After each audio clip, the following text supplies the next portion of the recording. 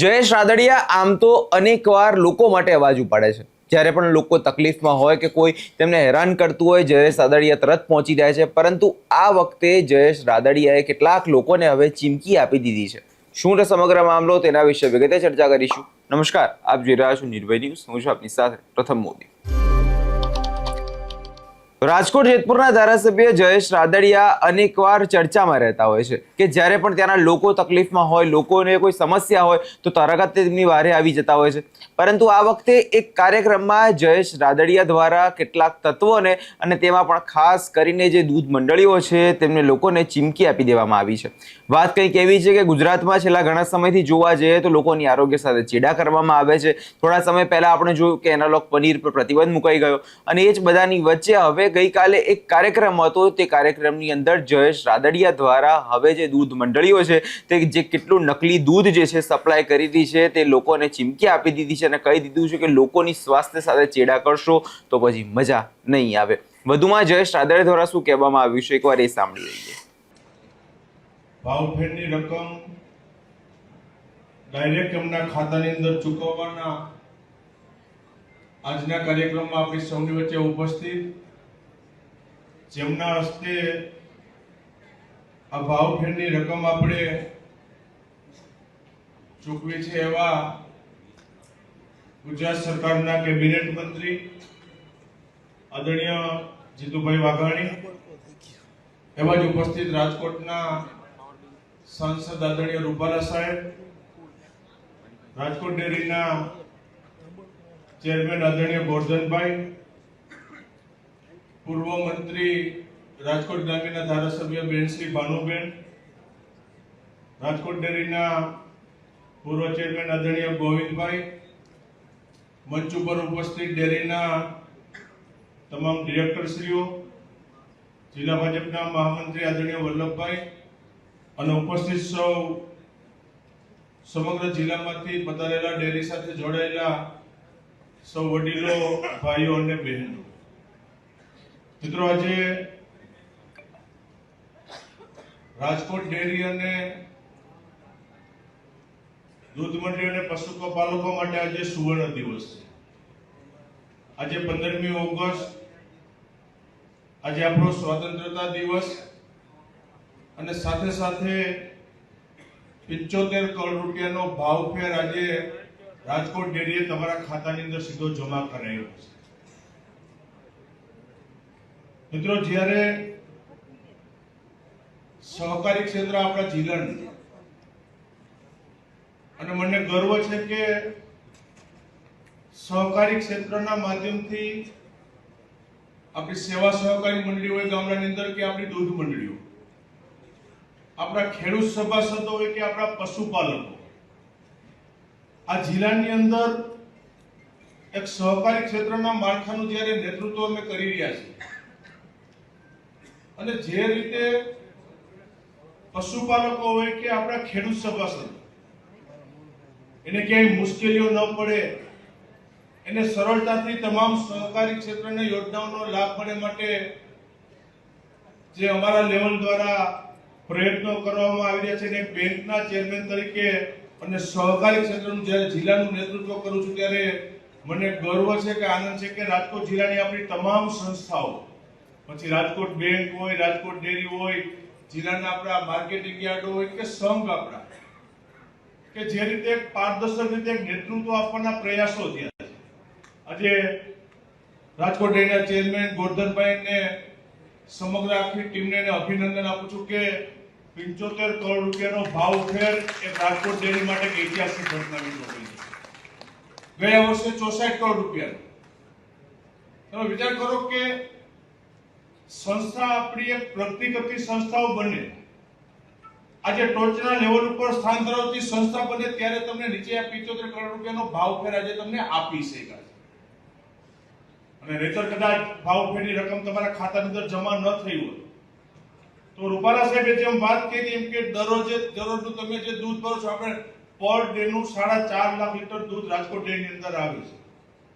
તમારું જે 4.5 લાખ લીટર દૂધ આવે એનું 11મા દિવસે એના ભાવ મુજબનું તમને પૈસા તમારા ખાતાની અંદર જમા થઈ જાય છે। એટલે તમે વર્ષના અંતે ગણો તો તમે પછી તમારું જે દિવસનો ભાવ હોય એનું પેમેન્ટ તમને 11મા દિવસે થઈ ગયું, પછી તમે ભાવ ફેરને હકને લાયક રહેતા નથી. મેં કીધું પણ આપણા વડીલોએ નિર્ણય કર્યો હતો, રૂપાલા સાહેબે આપણું સમજાયું. અને ભાવ ફેરની રકમ ક્યારે આપવાની? રાજકોટ ડેરી નફો કરતી થઈ એટલે તમને આપવા મળી. આજે 90 કરોડ રૂપિયાના નફે રાજકોટ ડેરી પહોંચી આપણી, અને 90 કરોડ રૂપિયાના નફાએ પહોંચી એટલે કીધું કે 75 કરોડ રૂપિયાનો ભાવ ફેર આજે કીધું કે સોનામાં સુગંધ ભેળવ હાઈતામાઈથમ નજીક છે, એ પહેલા તમારા ખાતાની અંદર આવી છે.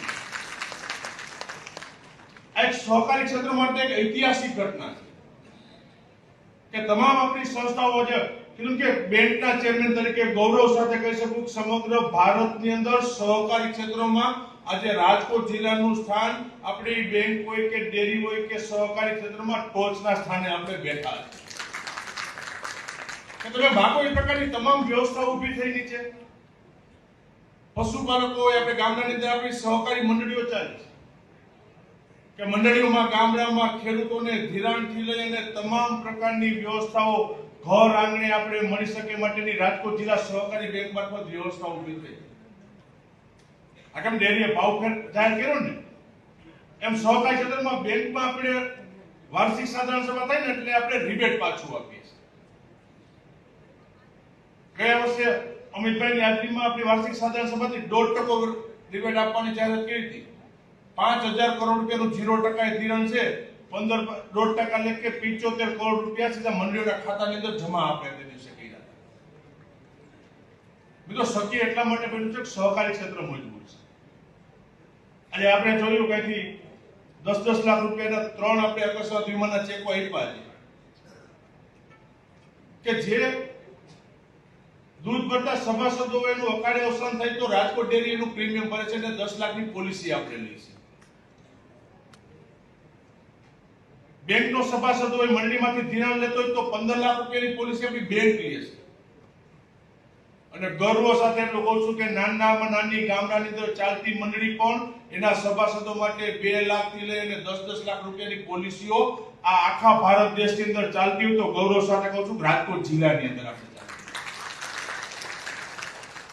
કે કોઈ સભાસદનું અકસ્માત અવસાન થયું, રાજકોટ ડેરીની દૂધ ભરે છે તો 10 લાખ રૂપિયા મળે. એક પશુપાલક પાછો બેંક સાથે જોડાયેલો હોય, ધિરાણ લેતો હોય તો 15 લાખ રૂપિયા બેંકના મળે. એ સભાસદ જે તે ગામની જે તે મંડળી સાથે જોડાય તો 5-7 લાખ રૂપિયા એમાંથી મળે. ઇફકોનું આપણે ખાતર વાપરતો તો એમાંથી આપણે લાખ રૂપિયા એમાંથી મળે. અને બધી સહકારી સંસ્થા સાથે જોડાયેલો હોય ને એટલે એ પરિવારને 30 થી 35 લાખ રૂપિયાના ચેકે આપણે ભૂતકાળની અંદર આપણે અલગ સભાસદોને આપણે આપ્યા છે. આ ઘટનાઓ કેમ સહકારી ક્ષેત્રમાં રાજકોટ જિલ્લાને આંગણે બન્યું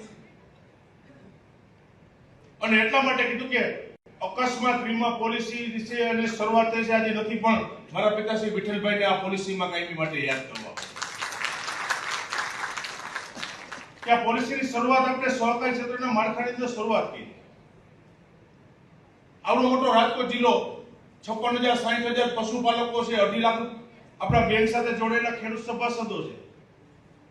અને ગામડાની અંદર આપણે પરિસ્થિતિ જોઈએ ને તો 2 વીઘા 5 વીઘા 10-10 વીઘાના ખેડૂત ખાતેદારો છે અત્યારે.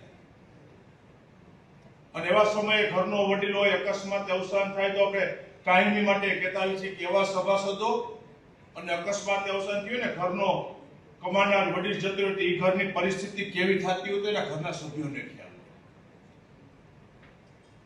હોય. ગામડામાં જાય તો પાણી ઢોળની વિધિ થાય ત્યાં સુધી આપણે કુટુંબનો વ્યવહારે બેસવા જાય, ગામ લોકો તો બેસવા જાય. જેવી વિધિ પૂરી થઈ ગઈ, કોઈએ ઘરમાંથી હગો ભાઈ હોય તો 10,000 રૂપિયા પરિવારને આપ્યો ને એમાં દાખલો નોંધીનો કહે. અને એવા સમયે સહકારી માળખું મદદ આવે છે.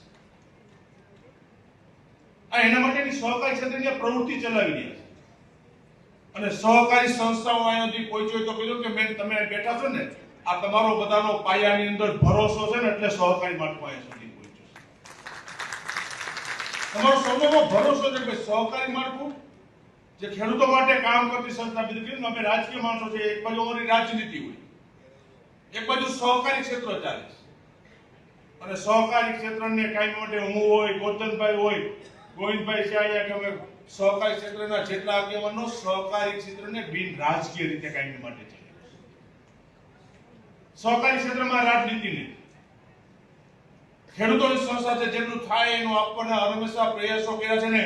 એક સહકારી આગેવાન તરીકે તમને વિશ્વાસ અપાવું છું કે આ સહકારી ક્ષેત્રને માં મૂકેલો તમારો ભરોસો ક્યારે એડે નહીં જવા. તમે ભરોસો રાખીને આવજો. અને ફરીથી તમને વિનંતી પણ કરું છું કે એટલી બધી દૂધની મંડળીઓ ચાલે છે, એમાં ભેળસેળ વાળું દૂધ ન આવે માટેની પણ જોવાની જવાબદારી તમારી છે. તમને વિનંતી કરું છું. મેં આની પહેલા પણ અનેક વખત સાધારણ સભામાં કીધું છે કે ભેળસેળ વાળું દૂધ મંડળીનો નહીં ચલાવે. અનેક મંડળીઓ બંધ કેસ કરવી પડશે તો કરશું. એમાં કે રાજકીય બોલી ભલામણો નહીં આજે ચલાવતા નથી. અને નવી ડેરી ચાલુ થતી હોય ત્યાં કહી છે ભાઈ કે તમારી ડેરી ચલાવવા માટેની ભલામણ કરશું, શરૂ થાય એના માટે. પણ એ ડેરીની અંદર ભેળસેળ આવ્યું પકડાણું તો પછી અમારી પાસે ભલામણ લઈને નહીં આવતા. એક બેંકના ચેરમેન તરીકે કહું છું કે દૂધની અંદર ભેળસેળ આજે નહીં આવે ને કાલે નહીં આવે. કારણ કે દૂધ લાખો લોકોના ભવિષ્ય સાથે આરોગ્ય સાથે ચેડા કરવાના પાપમાં આપણે નથી પડવું.